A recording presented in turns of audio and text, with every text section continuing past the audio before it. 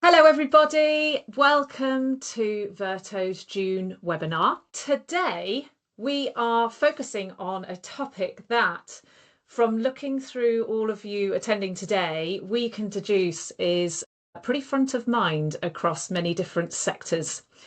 Change management hasn't always been considered as highly as getting those project tasks and milestones ticked off. Unfortunately, the way that people are introduced to and understand transformational projects and programs of work has often been assumed rather than managed. However, thankfully nowadays it is being brought up more and more often, and now is thought of as part of the whole process in its own right. So when handled well, it can actually make quite a significant difference to the success of the overall work. My name is Laura Watts. I am Verto's marketing manager. I'd like to thank you all for spending the next hour or so with us today. I will be bringing in a couple of my expert team to deliver the bulk of this presentation. But before I do, and before they introduce themselves, I'd like to just point out that, as always, this webinar is being recorded and it will be available for you to watch later on. You can find that recording on our website and on our YouTube channel, but I'll also be sending it out on email, and I'll post webinar email along with the slides from today as well. There is a Q&A which is open throughout the session. We actually have some specific questions for you to consider and discuss at the end, which will be given to you at the end. However, if you have any questions throughout the session today, just pop them into the Q&A. We will endeavour to answer them when we get to that part of the presentation. But we've got a lot to cover today. So with that, I am going to pass over to my two colleagues, Tasha and Claire. Good morning, guys. Hi everyone, thanks very much for joining us this morning. I'll just introduce myself first quickly, Claire, and then let you go. So I am Natasha Osborne, Head of Client Success here at Verto, also a fully qualified change management practitioner, and really this is a subject that's very close to my heart, as any of you who've ever heard me talk about anything will already know. So I'm really looking forward to leading through change today, and what we can do to try and improve trust, confidence, and employee experience. Claire? Hi all, I'm Claire Dwyer. I'm Head of Client Delivery here at Verto and a specialist in delivery. I've worked on various projects, from implementing software through to processes, and I, with Tasha's guidance, will always try and ensure that change management is front and centre, and hopefully that will come out in this presentation. Brilliant, thank you very much. Okay, so I think we can just get started, Laura, if that's okay. Wonderful. So what makes change work for people? I think the first thing to point out is what doesn't make change work for people.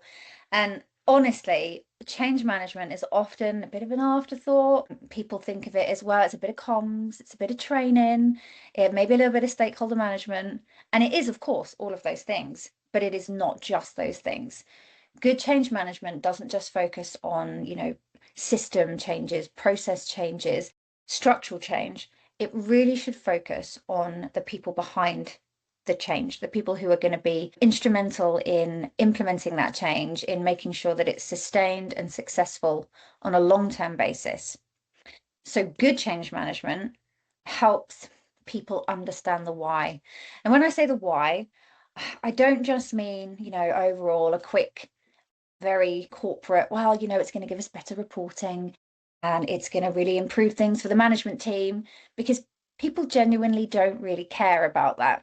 People care about why it's so important to the organization, why it's so important from a strategic perspective, and why it's important to them most of all. What they're going to see out of it, how it's going to impact them, and how it's going to make their lives different, really. So being really open and understanding the why behind the change will really benefit the people who are trying to implement that with you. So in my mind, great change management is great preparation.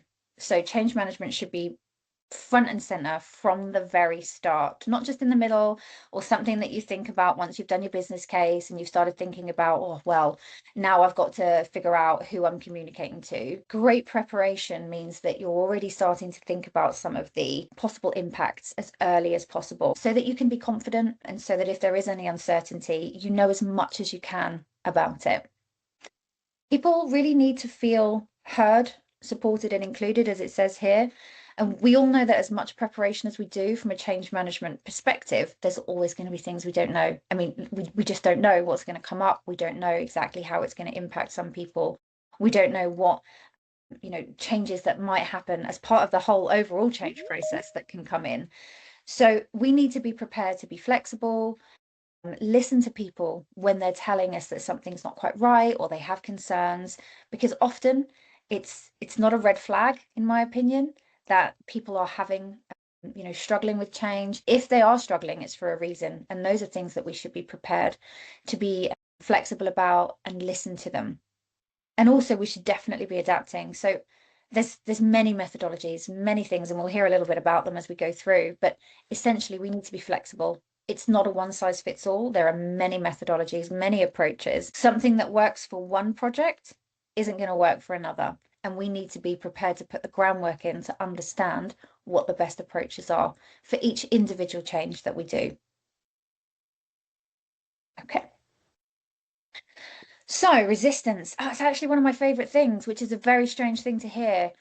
I think there's a lot of negative connotations with resistance to change, because you've got to get this done as a senior management team. You know that you've got deadlines to hit, you've got new regulations that you need to meet, and when someone is being resistant to a change happening, it's very easy to think, oh, that's just difficult, it's a bit too challenging, we just need to get this over the line, when actually resistance for me is really positive. It's a form of communication. It's a really great way of listening to things that are really important to people. So on the screen here, we can see a really great tool. So this is a force field analysis. Those of you who know much about change management will probably be very familiar with this, but it's really important because, as it says here, people don't evaluate change objectively. It's a very personal thing. It's very subjective. There's very few I've met in my career people who can just go, actually, do you know what? Yeah, this is going to impact me, but that doesn't matter. It needs to be done. Let's just get on with it. Realistically, everyone is looking at change and thinking, how's this going to impact me? What am I going to lose here? How much time is this going to cost me? Sometimes they're thinking about, actually, that could be positive because of this. Most of the time, though, the first initial reaction is, how is this going to impact me negatively? And that's just the way the human brain works. Let's be honest here. But one of the things that we can do is support people through that process. So something that you can do really, really early on is something like a force field analysis, where you're supporting people through that process of understanding what's going to change, and the things that are going to change, what's going to be good and what's not going to be quite so good. And we need to understand both. In my mind, a terrible approach to change management is just all the positives all the time. It's going to be great because don't worry about anything else, because it's going to be really positive because you're going to gain this. People need to feel respected, heard, and understood. And if you're only focusing on the positives, they're certainly not going to feel that way. But a force field analysis done with a range of different stakeholders really early on not only benefits your employees, your users, the people who are going to be managing this and sustaining this going forward, but it will benefit the project, because you're going to identify those pitfalls early on. You're going to already be able to start to plan for things that people are going to say, that resistance that people are going to put up. You'll already know about it and can start to think about ways to mitigate the risks, ways to think, actually, do we need to do it that way if so many people are impacted negatively? Can we do something slightly differently? The example that we've got on screen here is around going back to the office, possibly hybrid, possibly more full-time, and thinking about how that's going to impact people. So, you can see some of the forces that might act positively is getting you out of the house, better relationships, less Teams meetings, which I'm sure we could all agree it would be a great thing. But then it also, it accepts and identifies the things that are going to potentially be negative for people. And I think that's Really important that we treat people as, adults. We understand that not every change is going to be positive, and we actually identify and address those things early on. And if we do this and we bring people along and support them through the change, that can be really positive. When you're talking about that early on, Tasha, it's not while the requirements are being gathered and the starting to talk about sort of UAT when the project is sort of up and running. You're thinking about sort of at those early doors, sort of project brief, really getting into some of this level of detail at that point, as you say, to then structure and do what we need to do in the actual project to try and mitigate or support, think about the communication mechanism. Would you suggest it needed to be earlier than that, sort of as soon as that idea comes about, this type of analysis should be started? I think absolutely earlier. It's a really good point that it impacts the delivery 100%. I think if you don't do this before you've even, maybe it's the business case is signed off or the idea has been moved from concept to we think we're going to do this. If as soon as you know that something's got to happen, you should absolutely be thinking, right, what's the impact? A change impact assessment is vital, really important. And this is one of the first key things that you can do. And I think what it shows from a leadership perspective to the rest of your organization is these people are actually thinking about how this is going to affect me. They're willing to listen. They want to understand even before we get started. And I think it's actually a really positive thing to do. So I would really recommend that it's done as early as possible. Okay, so frameworks and things like that. We all know that there's a lot of methodologies out there, Prosky, lots of different things that we can use as frameworks to help us support change. And that's great. It's not the purpose of today's discussion, though, so I'm not going to talk you through all of the different change management methodologies and frameworks. What I want to talk about is how they support us. So I've said it before, no single framework will help deliver successful change. It's not a one size fits all. We absolutely have to be flexible, but they can help provide structure, the right language, the right guidance. Now, something that's really important, and actually I think this is one of the most important things, and I know Claire will agree with me, is that the change curve. Now, I'm sure most of you or some of you will be aware that this is actually based on the Kubler-Ross grief cycle. So people process change, there's been lots of studies on this, but people process change in a similar way that they process loss and grief. And it's not being dramatic. It's genuinely a way that people's minds work. Change is a very, very challenging thing. We all like our routines. We all like understanding exactly what we need to do. And we get settled into something. And so change can be have a really big impact on us on a personal level and a professional level. And let's be honest here, we spend a lot of time at work. Or at least I know I do, spend a lot of time at work. And so something that impacts how my day runs is actually a really big impact on my entire life. So I think that the most important thing that a good leader and good change management processes have in place is that we don't minimize the impact of change on people. No matter how minor we might think it is, to somebody who is impacting their day-to-day working life, it could have a major impact on their state of mind, anxiety, how comfortable they feel at work, and we really need to not minimize that. I think another thing that's really important, I mean, I'm not going to run through the change curve or how it works or anything. We're obviously going to send these out, but we should understand where people are in the process. So communication, I've said that it's not all that change management is, but it is a really important factor. And I think that one of the things that comes up very often for me is that project managers are often left to manage change. It's part of the project process. You've got your stakeholder plan, you've got your comms plan, and essentially, from my experience as a project manager in the past, and maybe Claire will come in here, I had a lovely table with these are the comms I'm going to be sending out, this is who it's going to, these are the meetings. But what a project manager doesn't have the time or capacity often to do is to understand how those comms are going to impact the people that are getting them. The project manager is responsible for communicating information about the project, not communicating information about the impact that project is going to have on people necessarily. And I think it's a subtle difference, but a really important one. Yeah. Because if we're not meeting people where they are in the process, we're not going to be able to deliver this successfully.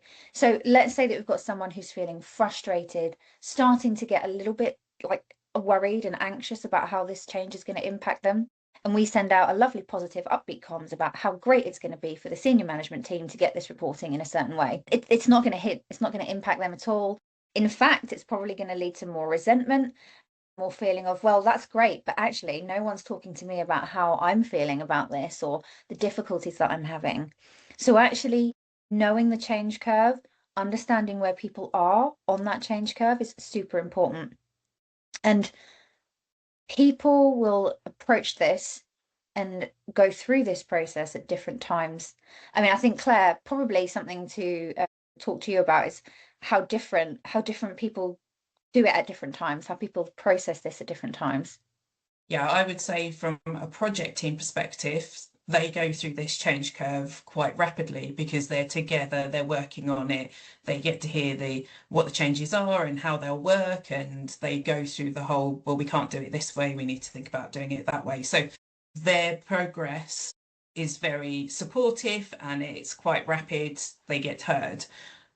When you are running and you're that intense in a project, you've got timelines to hit, you've got your budgets to hit, it can be difficult sometimes for the PMs to sit there and go, actually, how is this then being communicated out? As Tasha said, different people are going to respond at different points. You could have the best intentions, you could have change champions involved and they're doing messaging, but again, there's always going to be those pockets, which again comes back to the force field analysis and trying to get as much of an understanding of impacts, positive or negative, so that can then support with those communications, which then support with this running through the change process, the change curve.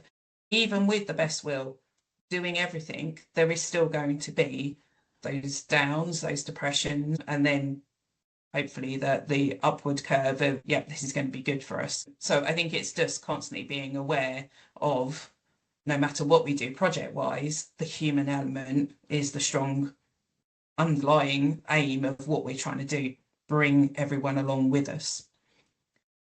Okay, over to you, Tasha. Thank you. Okay, I think we're ready to move on to the next slide, please. Trust. Can't emphasize this point enough. Trust. So as it says here, people don't sustain change because they're told to. They sustain it because they believe in it and understand it. Now, I talked about this earlier on in the session, but change management is often an afterthought. And it's that because of resources. Let's be honest, it's not because we don't want to handle change properly. It's not because as an organisation, we want to do it badly, or we want people to feel left behind or unsure, or, unsure, uncertain. It's because in public sector especially, change is just, it's rapid, it's fast paced, it's constant, and often we don't have the resources or capacity to think about it. Unfortunately though, that is where the problems start. And if we can find a way of trying to build trust in change in a general way, then I think it will lead to more successful change going forward. So I think change is often seen as the fluffy side of it. And again, I think that's another issue, another throwback to when change management wasn't considered. But actually, just because a project hits its deadlines or we deliver a new system or a new reporting tool doesn't mean it will be successful. Even if we hit it on time, on budget, on target, if people don't use it, it's not successful. And people won't use it unless we've built trust, they understand what's happening, they believe in it, they know, and they make it part of their day-to-day working life. Okay.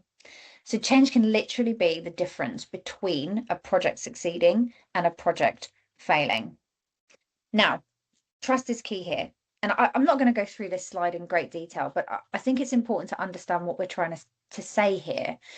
And there's different ways that you can influence change. There's different ways that you can approach change. The first one is you can tell people that it's happening and they don't have a choice and they just need to get on with it. Compliance. I'm doing it because I've been told I have to do it. And if that is the only message they get, people are going to do the bare minimum. The bare minimum necessary to meet the requirements, to not get reprimanded, to just get through, because they're not understanding what the change means or why it's important. They're just doing it because they've been told to do.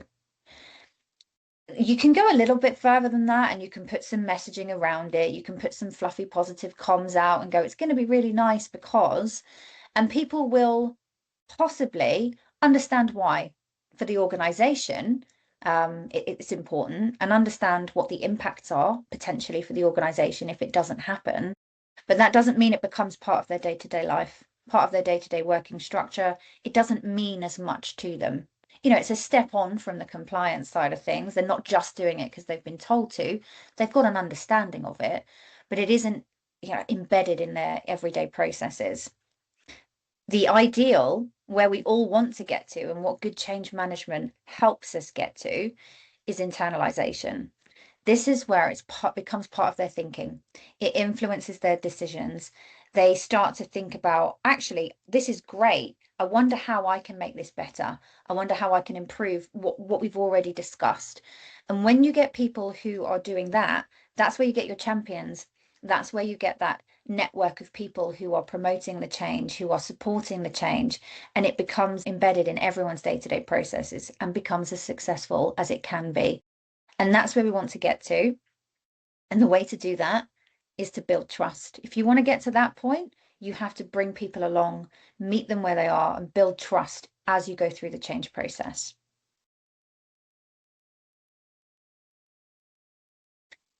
So everyone understands this. We won't dwell on this for too long, but we just wanted to obviously say we do understand that stakeholder engagement is really important as part of change. And I'm sure for Claire's point of view from delivery as well, there are going to be people that you need to engage with really regularly. And I think for me, the most important thing here is that understanding that not everyone needs the same level of engagement, yes, but also understand your audience. And it's not just from a project management communication point of view. As project managers, we all know how to build a comms plan, but it's thinking about the different levels of support, education, information that these key stakeholders need, as well as just here's all the project updates that we've got going on. It's about how are they going to be supporting us? How are they going to be managing that change with us? We do have some more supporting information about this that we'll send out as part of the presentation. So I won't dwell on this one too much unless Claire's got anything she wants to add. No, I think everything you said covers the key points. As you say, we're all aware of this, whether we just do it at that basic level or go down into that full detail. Would always highly recommend going into the detail and ensuring that the right comms are going to the right people with the right level of knowledge and understanding that they need.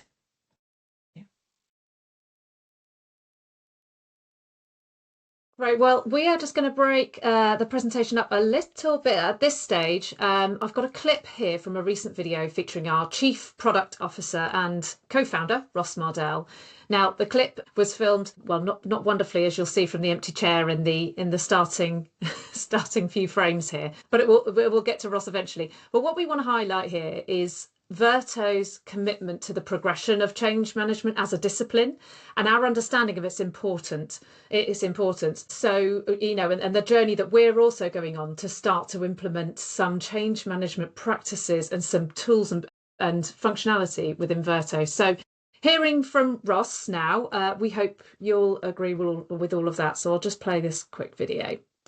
So if you talk about digital transformation, that will typically be introduction of a new system or something like that, new cloud service, all of those sorts of things. One of the biggest pieces around it, though, is change management. It's one of those things that has to be managed properly, because unless you actually manage that change, you wonder why you have low usage of it in 3 months. You have low usage on it because you haven't changed the behaviour of the people who you were trying to affect in the first place. You can almost think of every project having to have a sub-project of the change management that needs to happen in order to deliver that project. That is more about people. It's more about convincing them and bringing them along on the journey with you when you're trying to effect this change. And so we're starting to introduce this area in Verto for change management, where we're going to allow people to do that in a much more structured way to allow better outcomes from the projects. So that, as I said, came from a video that we recorded back in March, where we interviewed all of our senior leadership team on several topics about market forces and the PPM landscape generally. And we hope to release and share more of that footage soon.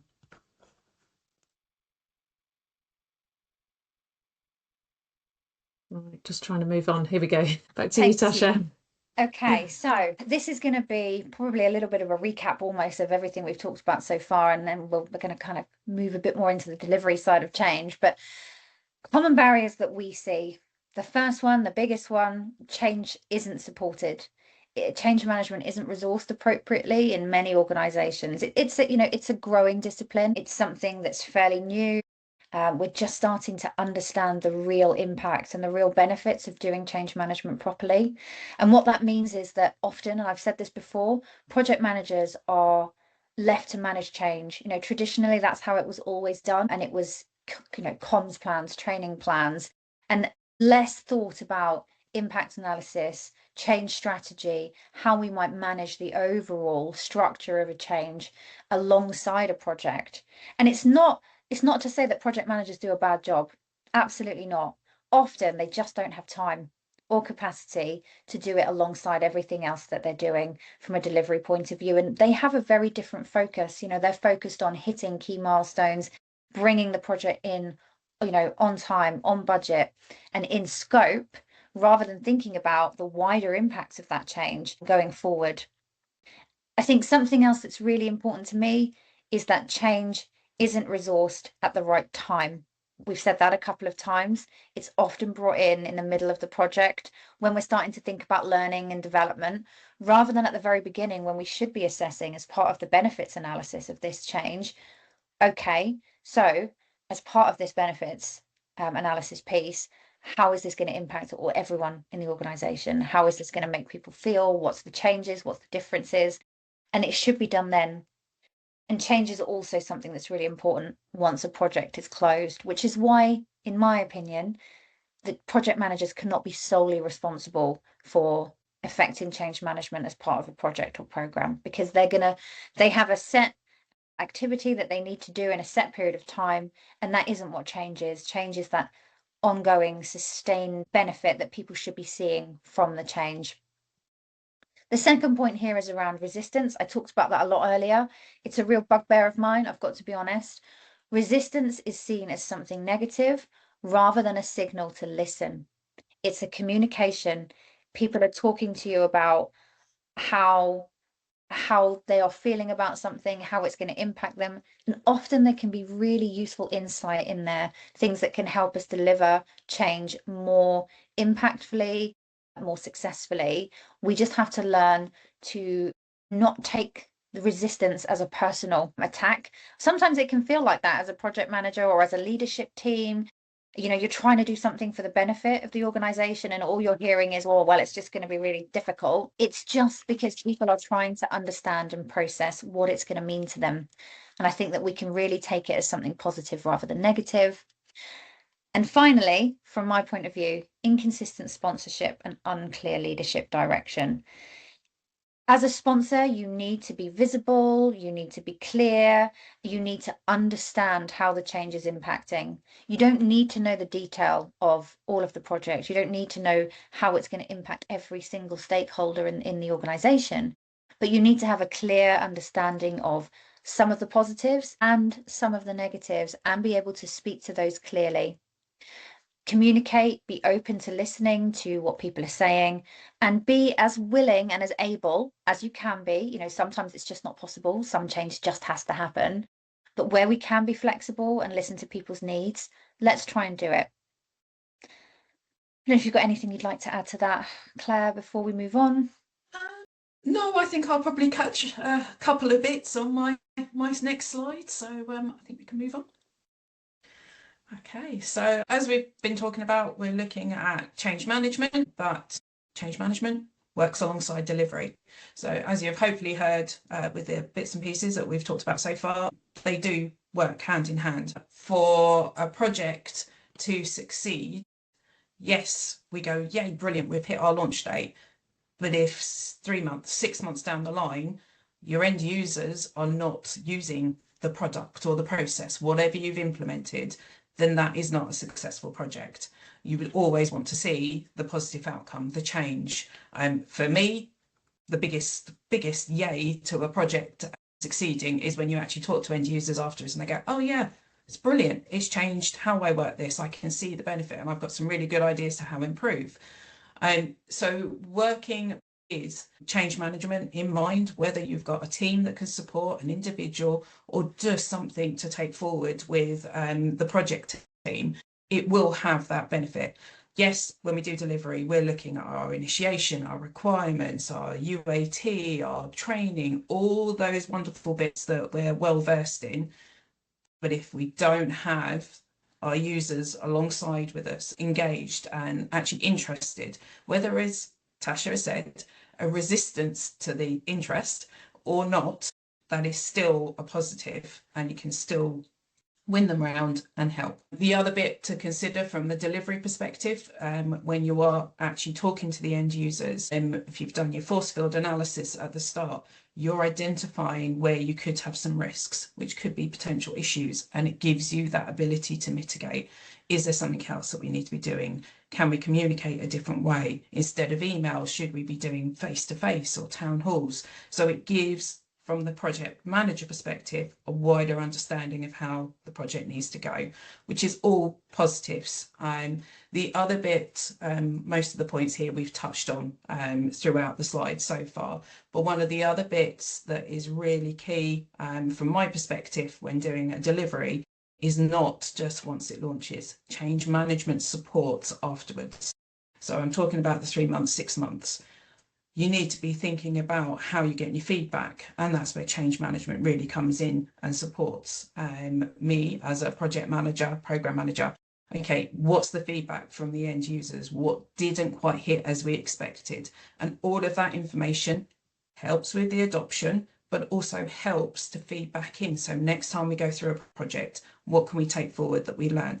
As we all have probably come across, lessons learned, it's a favourite, but actually actioning those lessons is what we're looking to achieve, so that each time as an organisation we implement a new project, we've had our users alongside with us, they are actually expecting to see a positive outcome. One of the things is, if we do prove that we're learning, then again that builds that trust again, so when the next project comes around, they'll go, actually they do listen, they do want to hear our feedback, we can support this. So it's all a win-win, and the tagline at the bottom there, delivery creates a situation, change management creates conditions for it to stick. I think that sums it up really well. You need the two parts working together to ensure a really good, successful delivery. Well, moving on, we're going to look at a couple of changes that are coming up, one more rapidly than the other, but as we've got here, the program and data, project data standards, and they're coming into play from next year. They've been discussed since, I think it was probably mid last year, maybe a bit earlier, and they are impacting government departments and organisations. Now is a brilliant time if organisations haven't already started thinking about it. These standards are coming in. Now's the time to be having those conversations, talking to individuals, looking at what's going to be needed. For some, there might not need to be anything system-wise that's changed. Others, there may need to be changes to their systems to support the standards. But overall, the standards are looking at changing in your ways of working and your processes. And those can sometimes be the harder ones to try and engage with the end users. So being aware of the standards coming up, having the time to think and plan.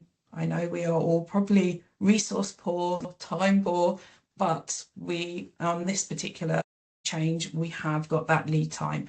So we can have those conversations. We can go and have sessions with relevant teams. We can understand what processes are in play at the moment and what will be needing to be changed. So from a perspective of a leader, it enables clear communication to start, making sure everybody is aware that this is coming, thinking about how you're going to approach it within the organisation.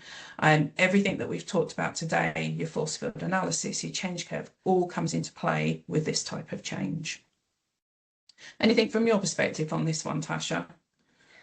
The only thing I'd say is we should definitely be looking at our change strategy and change impact assessment, as Claire says, right now.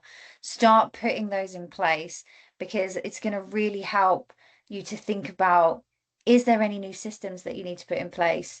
And you know, is there anything that's going to have real impact on your users? Just echoing everything that Claire said, really, we have some time on this one. Let's make the most of that time and start putting those into place now. Which moves us on very nicely to the next slide, because there's very little time on this one. This one's talking about Microsoft Project Online, which is retiring in September. So for those that are using it, I am hopeful that you have already started your conversations and your planning. If not, please do. And for your awareness, we have a readiness checklist, which can be accessed via our website.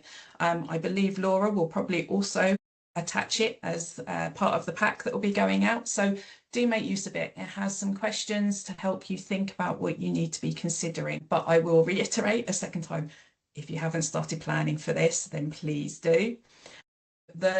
With this change, this is an enforced change. Yes, the data standards are something that is going to come into play, but this one is going to potentially have a bit more of an impact because it is a rapid change that's coming into play. And I've worked with enough project managers that we are all very protective of how we record our plans, and changes in that process causes a lot of upset. So it's needing to think about how you're going to approach this, having those conversations. Are there any other packages that are being used? What is, are we moving to something that's already internal? Are we moving to something that's new and can support? And from the perspective of the leaders that are potentially on this call and how you want to approach, one thing I would say is Microsoft Project Online, not the same as Planner. They are both two very different systems. I know that sometimes people think it's okay, we'll just move from Project Online into Planner. Just be aware, consider, have a look, actually do those comparisons. The one thing that is something that we always would recommend trying to avoid is moving rapidly into another system and then a period of time down the line going, actually this isn't doing what we need to do, and having to do another move, because again that level of change and disruption for your end users will mean that your change curve will be a lot of curves together, so you're going to have up downs, which doesn't help with keeping that consistency and that support and that understanding from your end users. So if you haven't started having a look at this one, then please do, because you will be needing to think about your new systems. There'll be changes in processes, you will have training, you will have potentially how do you do those migrations, one system to another. That opens up another level of complexity in those discussions. Okay, anything from your point on this one, Tasha? I know it's one that you've been involved in other conversations. So. Very close to my heart, yes, Project Online. I think that the main thing for me is actually not looking at that one specifically, but looking at the change culture in your organization.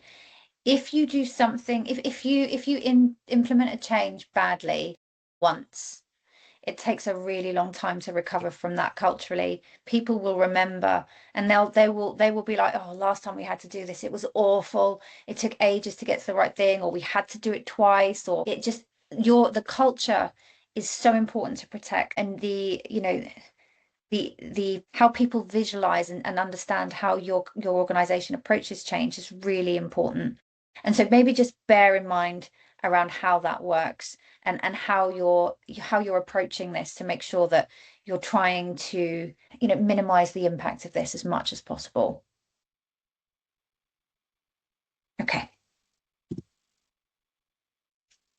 that was it from me.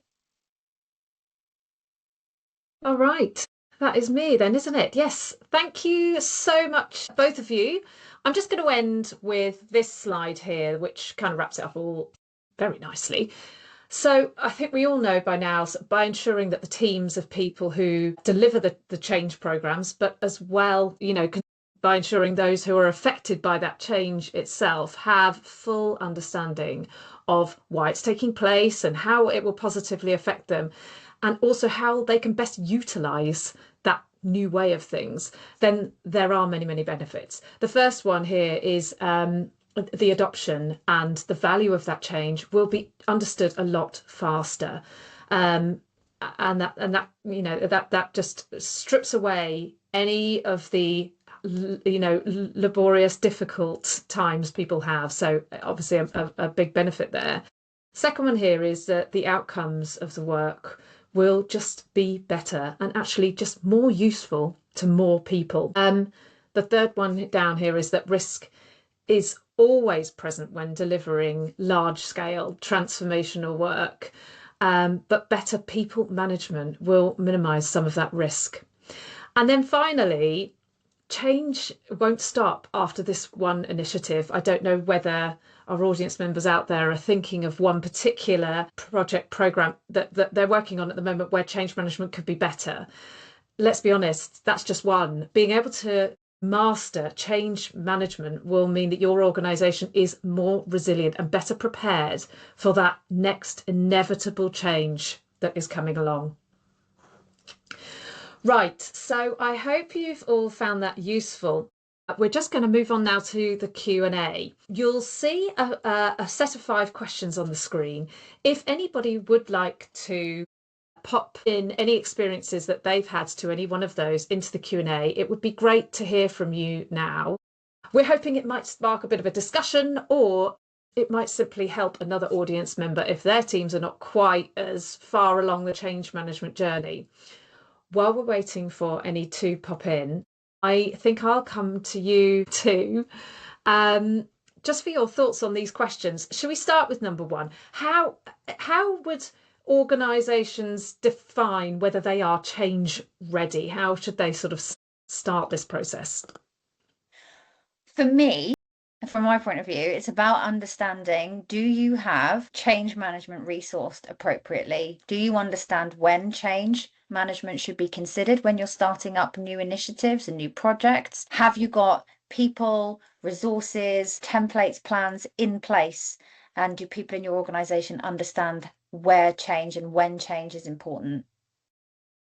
And just on that, Tasha, when is change important? When should you start this process? Who's managing it? It should be started as early as possible. Definitely lots of questions there, but realistically as early as possible. As soon as you know that something has to happen, like I think we talked about that, in the presentation itself a little bit as well, but the earlier you do this, the better prepared you are to deliver successfully, and the more likely you are to deliver successfully. And doing the change management once well for similar projects means that you've got that learning to fall back on. It's not to suggest that you shouldn't do it again, but you might not have to do it quite as in depth. You might be able to go, well, we learned this last time, so how can we take that forward? But also they learn that resilience, right? They learn the ability to go, okay, this is happening again. Yep, we did this last time. We can do this. Claire, who does this change? Well, it depends, as Tasha said. Who manages this change? Yeah.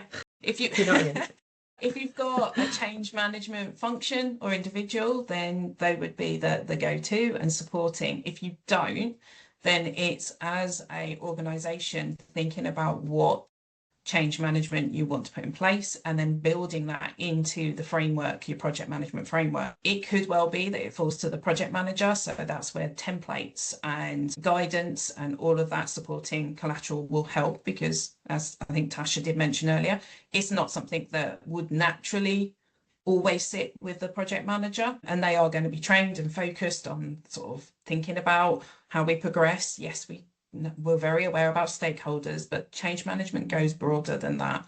And it is coming down to your communications. And I think in a way, having either identified individuals that can support maybe on communications. It doesn't necessarily mean they have to be in that role of change management, but sometimes we're not all the wordsmiths of the world, and having someone who can do a bit of support with comms can be useful. But I think there's a point that as an organisation, it's looking at that framework and then going, okay, what do we need to be doing at this point? And in a way, if an organisation doesn't have the resource capacity to have someone dedicated, there's nothing to say you can't build it in as key functions within a project plan. Have you done your force field analysis? Have you done initial comms at this point?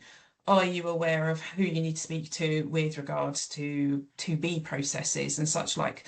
A lot of it we probably as PMs are aware of and maybe are doing it and considering it, but this is to sort of really reinforce it and possibly go a bit deeper. So yeah, so I think there's ways that as an organisation you can take forward. It doesn't have to be big bang all at once. It can be start small, build up. And I think as you were saying, Laura, it's like once you bring your end users, the teams that you're talking to, once they start seeing this, they potentially will start coming through when they hear about a project going, actually, we want to talk to you about that because of X, Y, and Z. So it becomes a more change delivery process for the whole organisation as opposed to sort of pockets happening. So I'm hopefully coming across. I'm all for it. I think it's the right move and a positive approach for projects. Yeah, I think we all do. And just to reiterate, if there are any audience members out there that have an answer, an experience from their organisations that maybe answer any of these questions, or just how just a bit of insight on how you do things today, or how you're planning to approach things, how you're changing to meet the needs of your organisation, that it would be great to hear from you. We have got a couple of comments and questions in the Q&A now. So Tara asks, how do you ensure you can have an honest conversation with people? How do you get those going? I think it's about, as leaders, one of our own values actually, candor, being open and transparent and making sure that people understand why the change needs to happen and not shying away from the negative side of things. We know that sometimes change just has to happen in forced change. There's no choice, but being open about that, being, aware and acknowledging the negative impacts means that being able to have those people are more likely to be open with you. And if we're as open and transparent as we can be as leaders managing this change through, then I think people really respect that and will be open and transparent back. And that will start to lead to a better change culture. And then more resilience in the future. Yeah, I think that is absolutely fair enough. Pete has also mentioned something here. So when PMO objectives and change management objectives conflict, interesting, who should ultimately own the decision making? How can organisations prevent those tensions from cascading down into programme teams? I think that's a really good one, because I think it is. I mean, in the lead up to this, in the preparation for this webinar, we discussed, didn't we, how change management often falls to the project managers themselves, but when they are separate, like how does that conflicts resolve themselves? I'm sure Claire will have some thoughts on this, but from my point of view, I think this is where that tension between project managers having to manage change as well as projects becomes very apparent, because often they've got conflicting items. For me as a change manager myself, change managers have a very, very special role, and they have to be able to be a kind of bridge between the overall organization and typically senior leadership, who obviously are pushing to get things through as quickly as possible. Essentially, I think it's got to be the sponsors, the senior leadership team, who own the decision making, and it's down to them to work through that conflict resolution with the change manager. And it's often a key skill for a change manager. Something that we learn as part of our training is conflict resolution. Project managers are also great at that, by the way. We know we have to be, but it's about making sure that you've got strong sponsorship and strong leadership. Yeah, I wholeheartedly agree with that one. It will come down to the sponsor. It will also come down to the overall culture as well. So if as a culture you're embracing the change management, supporting and progressing with your delivery framework, then that gives a solid starting point. There's always going to be some point where there'll be a conflict. There will be something with timings or some such, but having that strong grounding and that sponsor leadership will hopefully, as Tasha has said, resolve those conflicts. It's never always going to be 100% perfect. If we always go into each project with change management and go, yeah, we're going to 100% hit everything, it's never going to be that way. We're all working enough with projects. Our ideal at the start can look very different with what actually comes out at the end, but that is part of the process. And it's the same with the change management side of things running alongside. We just need to work and find the strong base. But good question. Yeah, good question. Okay, well, I think that's really great. Now, the questions on the screen here can also just be used as I send them through in the email after this webinar. They can be also used as a great starting point for anybody out there who is thinking about how to sort of either separate the project from management from the change management, or just lean in a bit more to making that change management piece of work a bit higher up in the priority order. So we really hope that you find those useful. But yes, that now takes us to the end of today. I'd like to thank all of you so much for joining in the audience. Thank you, of course, to Tasha and Claire for presenting. Next month, we are going to be running a webinar, details of which will be on the website very soon. It's going to be packed with practical tips and a couple of valuable assets, a couple of valuable takeaways that we think those who are considering a PPM platform but don't really know where to start might well need. It's going to be called Before You Buy, and details of that will be up on the website very soon, so do take a look. But for now, I'd like to thank you all again. Thank you both for presenting, and we'll see you next month. Goodbye.